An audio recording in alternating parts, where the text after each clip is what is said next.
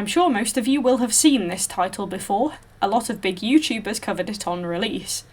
It's a Portal spin-off made by Valve, where you are a budding scientist starting to work for Cave Johnson, the owner of Aperture Science.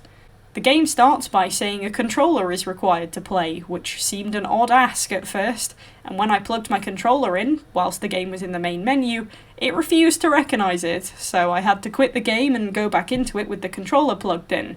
It tells you the game has been optimised for Steam Deck, and whatever input you OK that message with, be it controller or mouse, is the one the game chooses to respond to.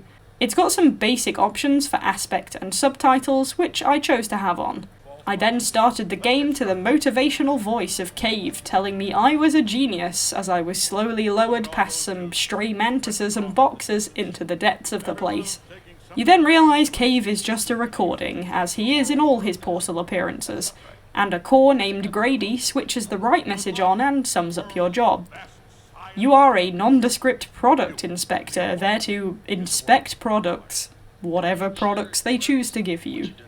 The controls are basic, just follow the button guide and test and then things will get a bit wackier, but Grady tells you the controls anyway, so it's easy to follow when things change.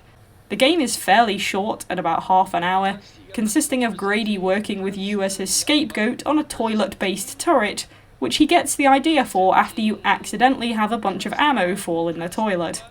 After all, as Cave says himself, "Science is about why, it's about why not." Your turret slowly improves and you slowly test it, and your end goal is to show it to Cave Johnson to make some stacks of money and be praised.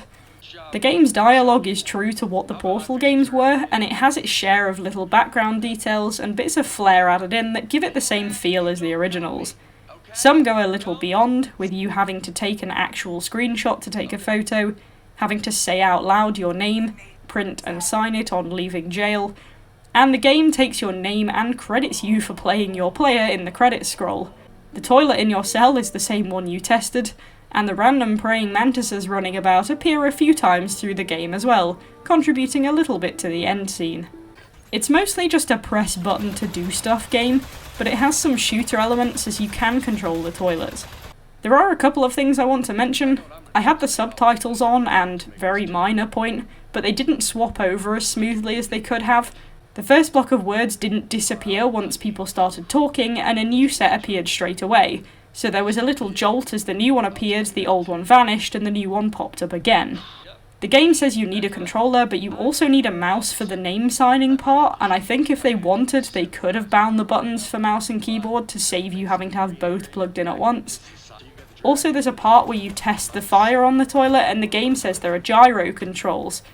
Presumably, by the Steam Deck prompt, that's what that refers to, as you obviously can't do gyro with a controller.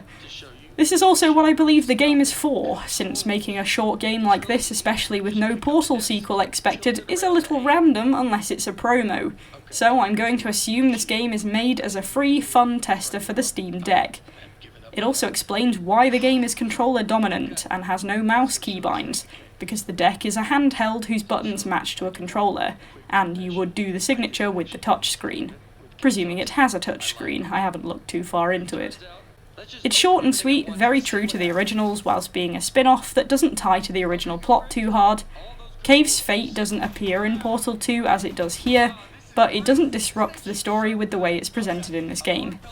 It's got great visuals, sound effects and voice acting, and once again, true to the other games, it finishes itself off with a turret orchestra to feat Cave Johnson's giant metal head. Don't ask. The story isn't mind-blowing, but it's a nice piece of Portal add-on, so I'll give Aperture Desk Job an 8.5 out of 10.